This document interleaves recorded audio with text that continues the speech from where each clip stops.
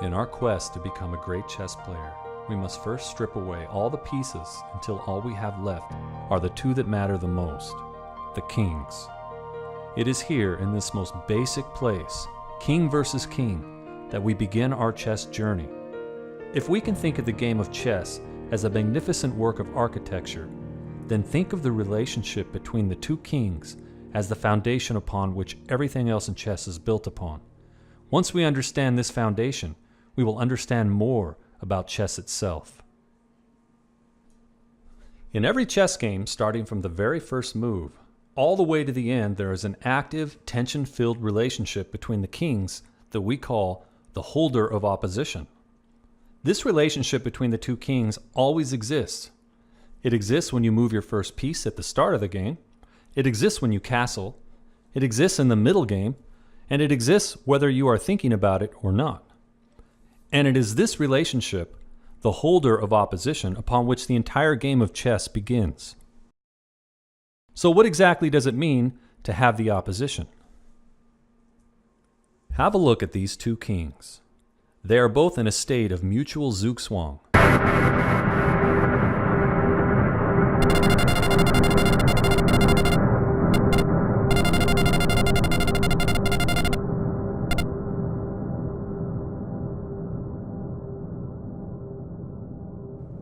Now, zugzwang is a word often used in chess, and it means whosever turn it is to move is losing. Usually in chess, you want to make a move. We love it when it's our turn. However, zugzwang is a situation where we actually don't want to move, because making a move means we will be losing.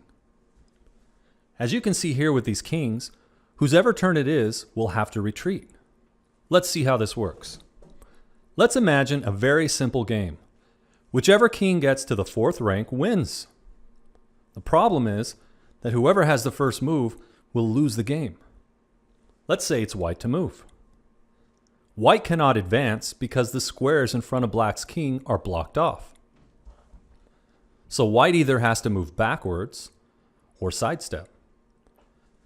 So let's say white goes to e3. And now black can easily get through the wall by moving to c4. See, black gets to the fourth rank and wins. So let's back up a moment. As we see in this position right here, where you have two kings directly in front of each other, whosever turn it is losing.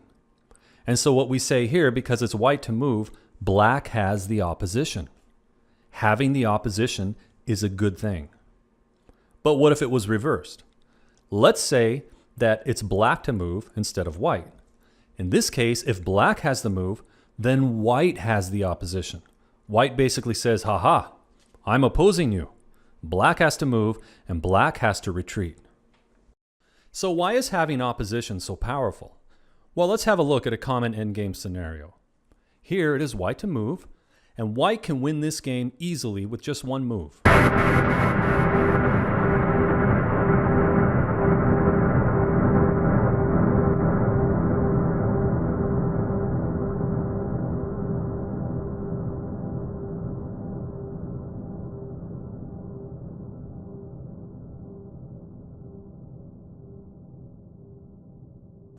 Take the opposition against the black king.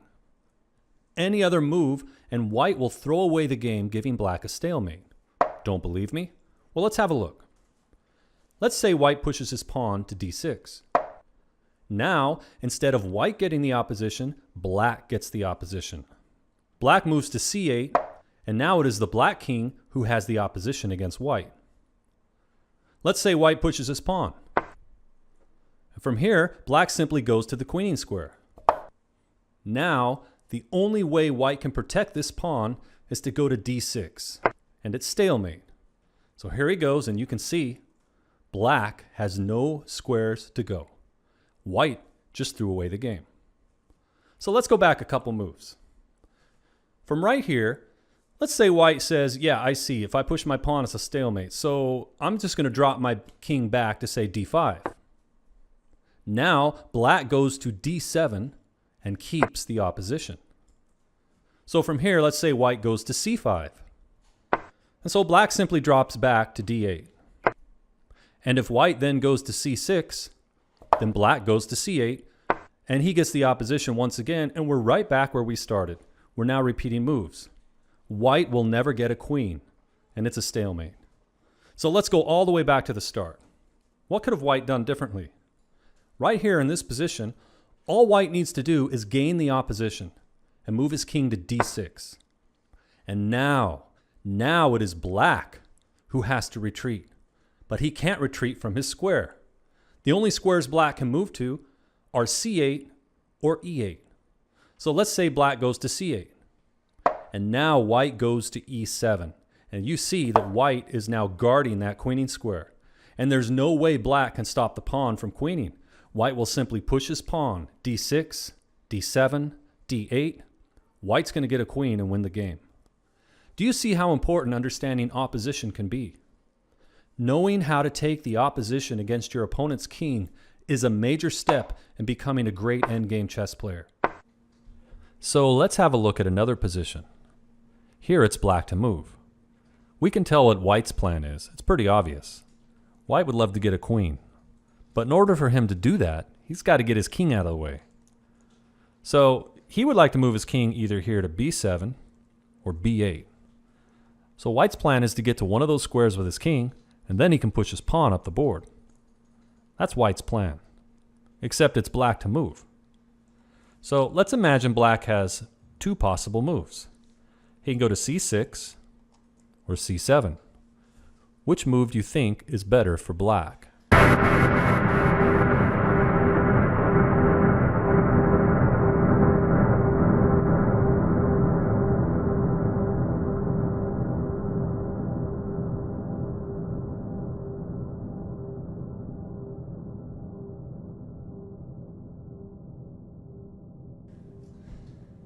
Well, let's have a look at c6. What happens if black goes to c6?